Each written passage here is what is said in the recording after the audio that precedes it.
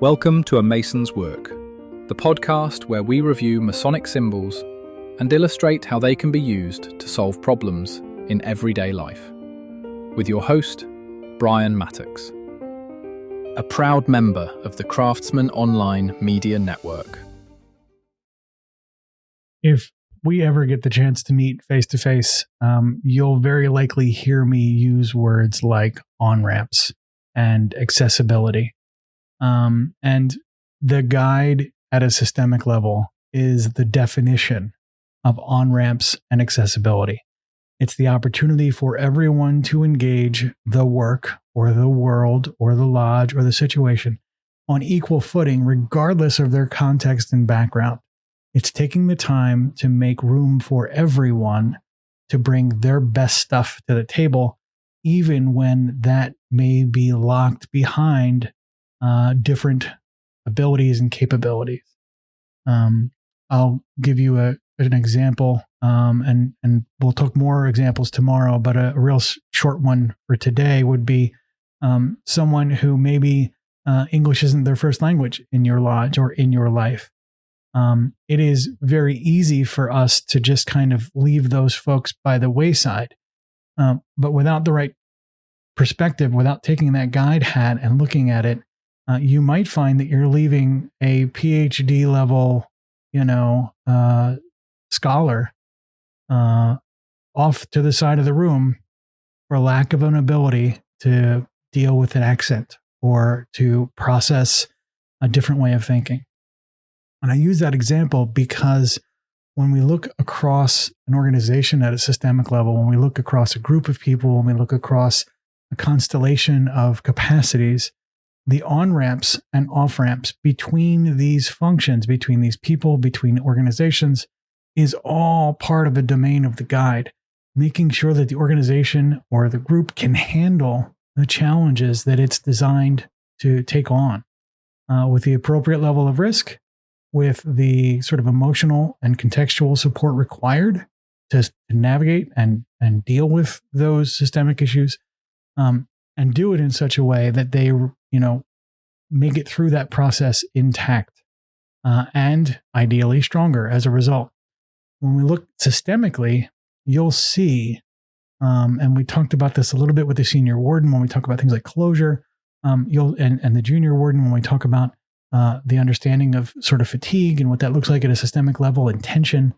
The guide is that measurement function that says, hey, these systems that are our intention, I'm noticing that this one's starting to kind of run in the red and that maybe we need to dial it back.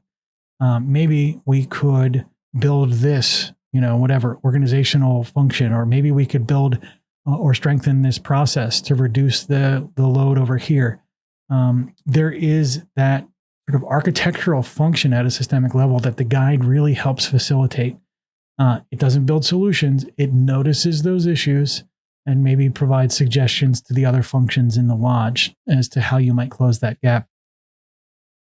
This systemic application of the guide work is the role as well, or a vital role of leadership. Without being able to look at an organization from that guide perspective, that ego-free analysis and awareness perspective of what the organization is capable of relative to the environment and the obstacles it's trying to take on, without being able to do that, you effectively can't lead. This is a lot like knowing the capacities of the machine that you're operating, right? So the difference between a poor driver and a great driver in a lot of cases is how well they know their own equipment. I have seen folks navigate, for example, the streets of London, which are super narrow, and they drive those double-decker buses through it with, less than inches of clearance to spare. And they do this at speeds that are absolutely terrifying. This is what it looks like when somebody understands their equipment.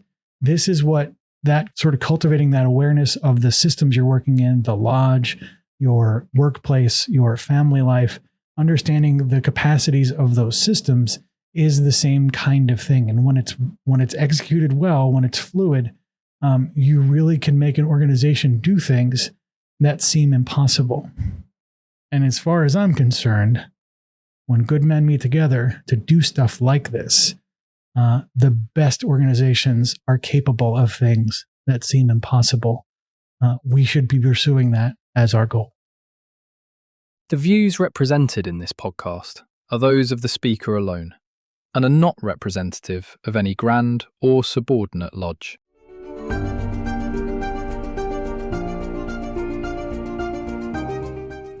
Hi, Brian here. I wanted to thank you so much for listening to this episode. If you have any suggestions or guidance for further episodes you'd like to see or hear, whatever the case may be, please don't hesitate to reach out to me at amasonswork.com, and we will try and incorporate your suggestions into a future recording. Thanks.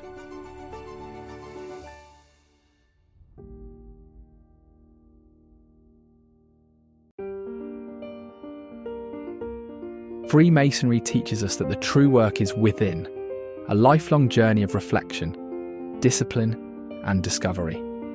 At A Mason's Work, we help Masons bring out their best selves through meaningful self-inquiry and symbolic practice.